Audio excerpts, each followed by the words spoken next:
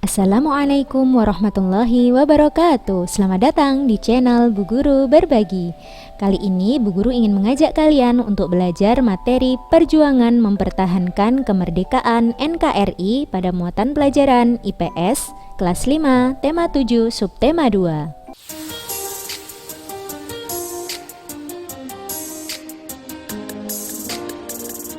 Ketika bangsa Indonesia memproklamasikan kemerdekaannya, banyak pihak asing yang tidak menyetujuinya.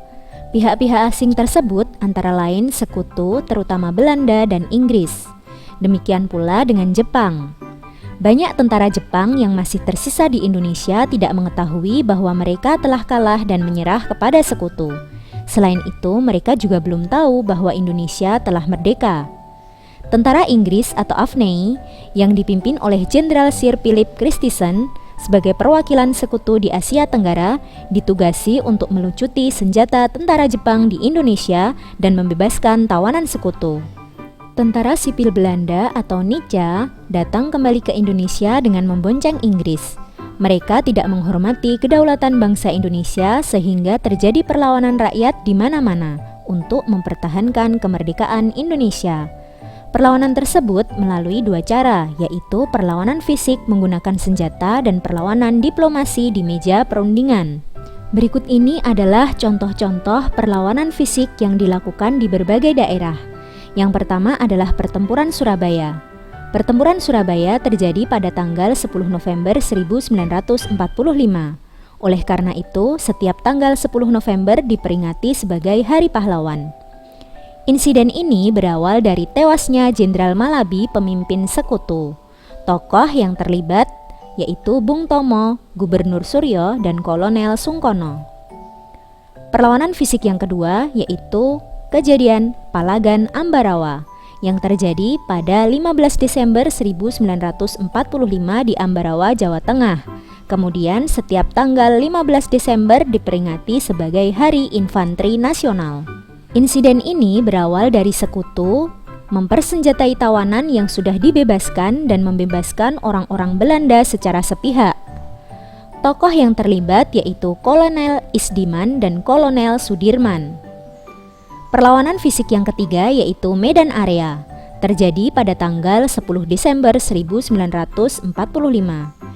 Kejadian ini berawal dari orang-orang Belanda yang menginjak-injak bendera merah putih. Tokoh yang terlibat adalah Ahmad Thohir. Perlawanan fisik yang keempat adalah Bandung Lautan Api. Kejadian Bandung Lautan Api terjadi pada 23 Maret 1946. Insiden ini berawal dari ultimatum sekutu meminta senjata rakyat Indonesia yang diperoleh dari tentara Jepang. Rakyat tentu saja menolak dan membakar kota Bandung agar tidak dikuasai oleh sekutu. Tokoh yang terlibat yaitu Muhammad Toha, Abdul Haris Nasution, dan Suryadi Suryadharma. Perlawanan fisik yang kelima yaitu Serangan Umum 1 Maret. Kejadian ini terjadi pada 1 Maret 1949 di Yogyakarta. Insiden ini berawal dari Belanda yang menduduki kota Yogyakarta dan mempropagandakan bahwa TNI telah hancur. Tokoh yang terlibat dalam Serangan Umum 1 Maret adalah Letkol Soeharto dan Sultan Hamengkubuwono ke-9. Selain perlawanan fisik, cara diplomasi atau perundingan juga dilakukan oleh bangsa Indonesia. Yang pertama adalah Perundingan Linggarjati. Diadakan pada 10 November 1946 di Linggarjati, Cirebon, Jawa Barat. Wakil dari Indonesia adalah Sultan Syahrir dan wakil dari Belanda adalah Profesor Schermerhorn.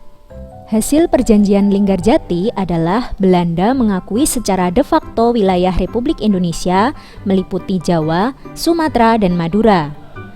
Kedua, Belanda harus meninggalkan wilayah Republik Indonesia paling lambat tanggal 1 Januari 1949.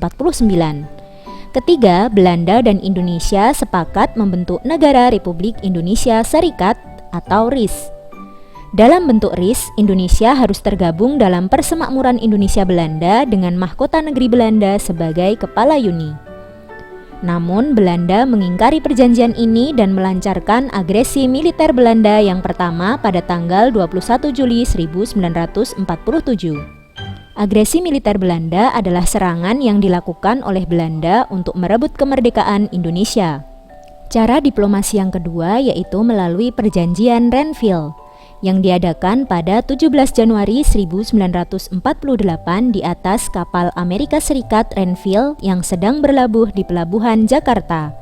Delegasi Indonesia atau perwakilan dari Indonesia adalah Amir Syarifuddin sebagai ketua, Ali Sastroamijoyo, Haji Agus Salim, Dr. J. Leimena, Dr. Kwatiklen, dan Nasrun. Sedangkan delegasi Belanda yaitu R. Abdul Qadir Wijoyo Atmojo sebagai ketua, Mr. H.A.L. van Vredenburg, Dr. P.J. Koets, dan Mr. Dr. Chris Sumokil. Hasil perjanjiannya yaitu Belanda hanya mengakui wilayah Republik Indonesia meliputi Jawa Tengah, Yogyakarta, dan Sumatera. Kemudian disetujuinya sebuah garis demarkasi yang memisahkan wilayah Indonesia dan daerah pendudukan Belanda. Selanjutnya, TNI harus ditarik mundur dari daerah-daerah yang diduduki oleh Belanda. Dan Belanda tetap berdaulat di Indonesia sampai diserahkan kepada Republik Indonesia Serikat yang akan dibentuk. Namun, lagi-lagi Belanda mengingkari perjanjian dengan melancarkan agresi militer Belanda yang kedua pada tanggal 19 Desember 1949.